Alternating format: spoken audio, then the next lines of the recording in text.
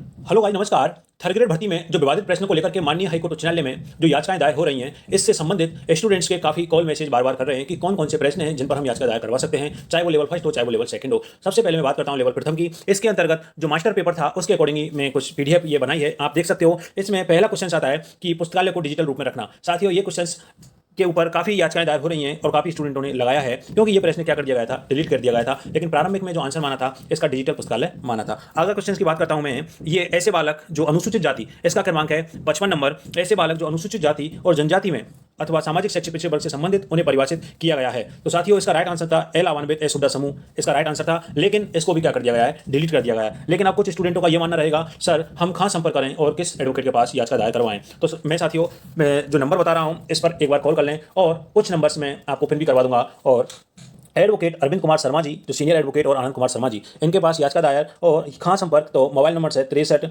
75 77 15 82, 63 75 77 15 82। इन नंबरों पर आप कॉन्टैक्ट कर सकते हो और नंबर में पिन कर दूंगा। साथियों, आगे क्वेश्चन की बात की जाती है कि विश्वविद्यालय अनुदान आयोग की स्थापना किसकी सिफारिश पर की गई थी। साथियों, इस क्वेश्चन पर क्यों आजकल लग रही है, क्योंकि ये आउट ऑफ सिलेबस में दिया गया था, इसलिए काफी स्टूडेंटों ने आउट ऑफ सिलेबस को आधार मान करके इस क्वेश्चन पर याचिका दायर हो रही है। और इसका 83 नंबर पर मास्टर पेपर के अकॉर्डिंग है। आगे बात की जाती है, अगर एक उच्च प्राथमिक विद्यालय में कुल 130 विद्यार्थी नामांकित हैं, तो अब सरकार द्वारा उस विद्यालय में कितने अध्यापक के स्वीकृत पद होंगे। साथियों, यहाँ पर प्रारंभिक जो आंसर की जारी हुई थी बोर्ड की, उसमें राइट आंसर माना था 4 माना गया था, राइट आंसर 4 माना गया था। लेकिन अंतिम जो कुंजी आई थी, जो सेकंड कुंजी आई थी, उसमें 5 मान लिया गया था। इसको लेकर के गजट नोटिफिकेशन के तहत पर आरटी 2009 के तहत इसमें देखा जाता है आंसर 4 ही होगा। अब इसके आधार को लेकर के काफी स्टूडेंटों ने इन पर भी याचिका दायर की जा रही है। आगे क्वेश्चन की बात करता हूं मैं, भारत गौरव रेल का मुख्य उद्देश्य क्या होता है। वैसे इसका राइट आंसर घरेलू पर्यटन प्रोत्साहन, प्रारंभिक में भी यही माना था, अंतिम में भी यही माना था। लेकिन जो स्टूडेंट्स पूछ रहे हैं बार बार क्या क्वेश्चन इस पर भी याचिका दायर हो सकती है, तो वो भी इसको लेकर के राजाओं और शाही स्थानों को लेकर के इस पर याचिका दायर कर रहे हैं। आगे क्वेश्चन की बात करता हूं मैं, इनमें से कौन सी सामाजिक परिस्थिति मानव जीवन को प्रभावित करती है। साथियों, ये भी एक बहुत ही इंपॉर्टेंट क्वेश्चन था, 118 नंबर पर मास्टर पेपर के अकॉर्डिंग। इसका राइट आंसर माना था शासन व्यवस्था प्रारंभिक में। वैसे इसका राइट आंसर यही होना चाहिए था, लेकिन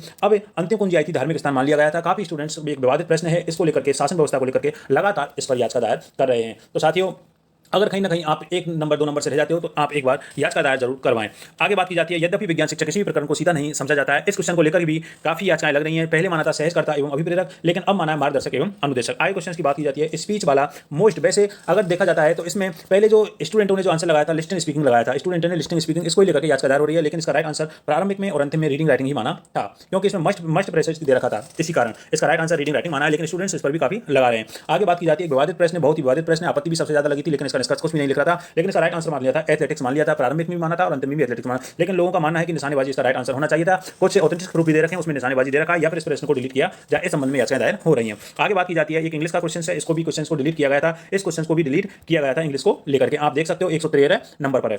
आगे बात की जाती है बीसल देव रासो की, तो ये इस प्रश्न को लेकर भी काफी याचिकाएं दायर हो रही हैं बीसल देव रासो को लेकर के, क्योंकि इसमें राइट आंसर वैसे माना था अंतिम में और प्रारंभिक में प्रेम का भी माना था। लेकिन लोग कह रहे हैं कि इसका वीर काव्य होना चाहिए, क्योंकि माध्यमिक शिक्षा बोर्ड की 10वीं की किताब को देख सकते हो आप, उसमें भी स्पष्ट में दे रखा है बीसल देव रासो वीर काव्यम, और हिंदी ग्रंथ अकादमी के तहत भी वीर काव्य माना गया है। आगे क्वेश्चन की बात की जाती है, विद्यालय पाठ्यक्रम के विषयों के शिक्षण एवं अधिगम में खोज उपागम वाला है, इस पर भी खोज उपागम की वजह से काफी आपत्तियां दर्ज हो रही हैं। तो इसका राइट आंसर जेरोम बिनूरर है, प्रारंभिक में ये माना था, अंतिम में ये माना था। लेकिन लोगों का कहना है कि हम HR स्ट्रॉन्ग करके आए तो हम भी आपत्ति लगाएंगे, वो प्रूफ ला रहे हैं और प्रूफ भी इकट्ठे किए हैं, एडवोकेट साहब ने भी इकट्ठे किए हैं, उनकी टीम ने इकट्ठे किए हैं, और इस पर भी काफी याचिकाएं लग रही हैं। साथियों, लेवल प्रथम में लगभग ये प्रश्न हैं और 1-2 प्रश्न और हैं, आप देख सकते हो ये लगभग 12 क्वेश्चन हैं। तो आपके इनमें से कितने क्वेश्चन सही निकलते हैं, कितने क्वेश्चन डिलीट हुए, कितने क्वेश्चन चेंज हुए, कितने क्वेश्चन गलत हैं, तो इनमें से देख करके आप उन प्रश्नों पर आपत्ति दर्ज करा सकते हैं। जो नंबर मैंने आपको बता दिया 63 75 77 15 82, इन पर कॉन्टैक्ट करके और याचिका दायर करवा सकते हैं। जय हिंद, जय भारत, धन्यवाद।